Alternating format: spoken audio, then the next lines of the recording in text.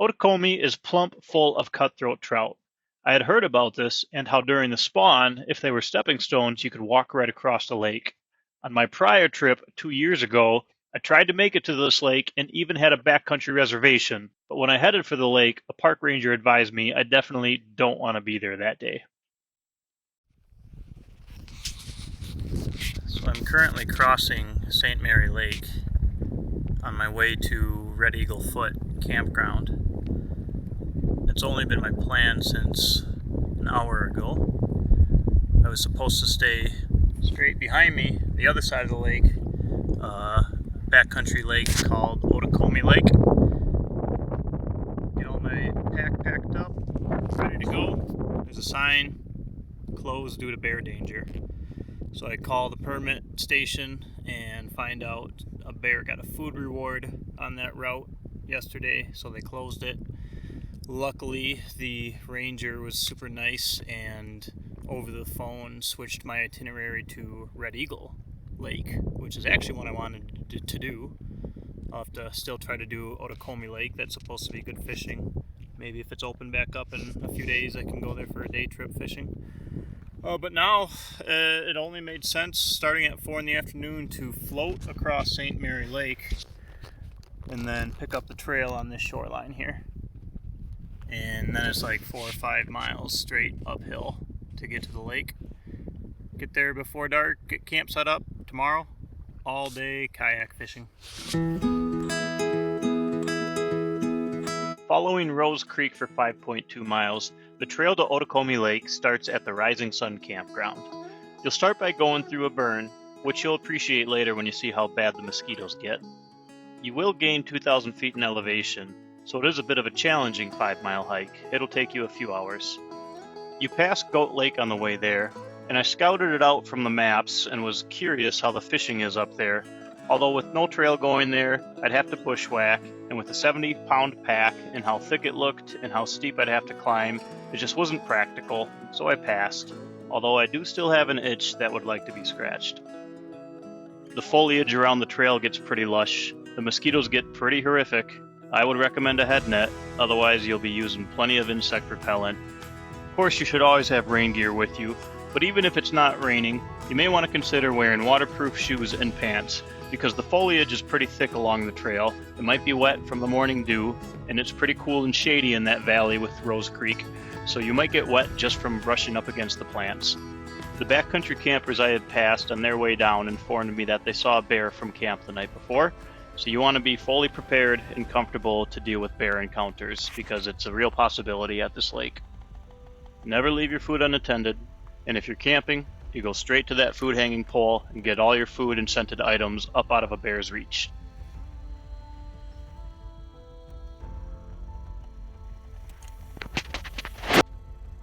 Word to the wise, mosquitoes are relentless here. Bring a head net. I carry both bear spray and a 45 auto. From my perspective, bear spray might turn away a curious bear who's coming to check you out, but if you have an agitated bear, or one that's protective over her cubs, or has decided that she's going to get your food, especially in close quarters, bear spray might not save your life. And although it is illegal to discharge a firearm in the park under any circumstances, if I have a 700-pound sow grizzly on top of me mauling me, it's good to have a last resort. I might break that law. Grizzly attacks are rare in the park, but they have happened. Montana law does allow open carry. And in 2010, the president changed the law so national parks would follow the local state's law. Thanks, Obama! Both live bait and lead fishing gear are banned in the park. However, you can use tungsten and steel. You should get a pamphlet at the visitor station for the fishing regs and to be able to identify fish species in the park. Non-native fish species have no limits. They can be invasive and damaging to populations of native fish. Otokomi has cutthroat trout, which are native and can be identified by an orange slash underneath their gills. There's ample opportunity to fish from shore at Otokomi. And you can go fly fishing if you'd like. I know there's some people that enjoy the experience of fly fishing. For me, I want to catch fish, so I prefer just to toss a spinner. It's just as effective, if not more. You can check out my other fishing videos where I go through my gear in depth. I fish with a telescoping rod and just a couple spinners. It's easy enough to pack up at the backcountry. And at Otokomi, I think you'll quickly recognize the fish have seen lures before. They'll probably be a little shy.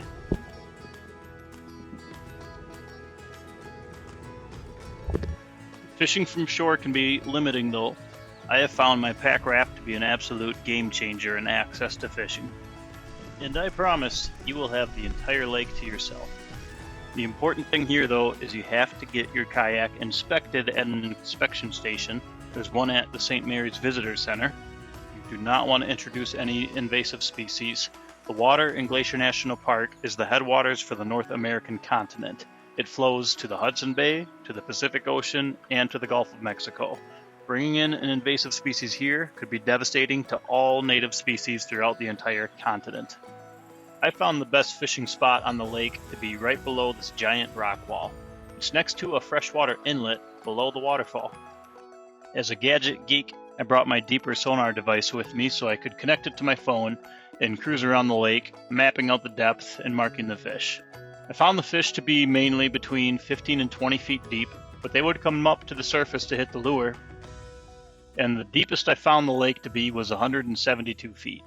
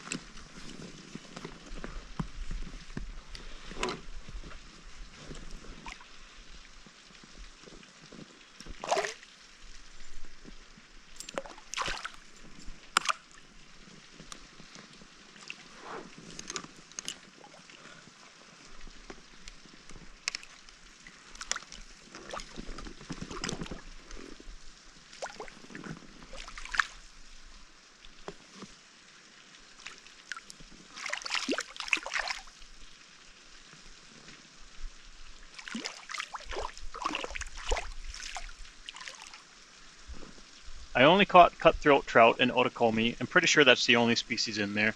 And there always seems to be a terminal size in each lake in Glacier National Park. In Otokomi, I caught them anywhere from 10 with about a maximum size of maybe 12 or 13 inches. Still not bad and very fun to catch. Their terminal size is mainly related to the nutrients available to them and also to their habitat.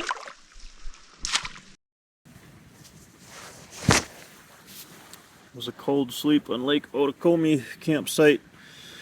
Sleeping in a hammock.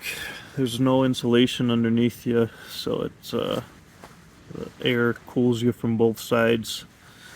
And it rained. Everything was damp. My sleeves of my cotton sweatshirt were damp from sticking my hands down in the lake, messing around with my GoPro, trying to get some footage of the trout, which I did. It was worth it.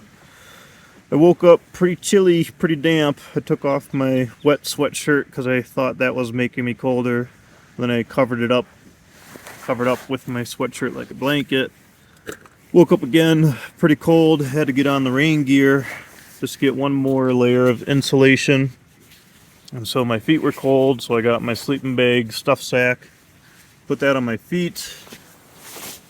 Got my garbage bag that I was keeping my sleeping bag dry in, slept on top of that, just one more layer of insulation. Got out my gloves and hat and put my damp sweatshirt back on underneath the raincoat, and ended up being fine after all that. Tightened up the mummy bag like as tight as it could go. The mosquitoes are unrelenting. Had to sleep with the mosquito net on. I knew that was going to have to happen, sleeping in a hammock. So not the most comfortable sleep, but I did sleep. And the trout fishing, it was worth it.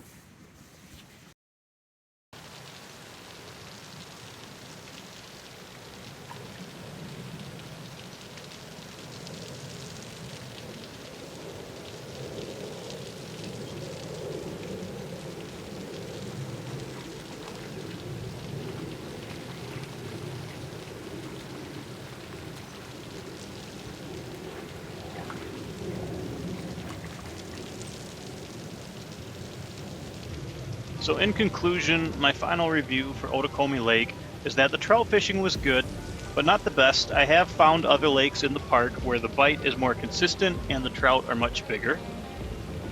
Scenery-wise, as with most places in Glacier National Park, the scenery was absolutely breathtaking.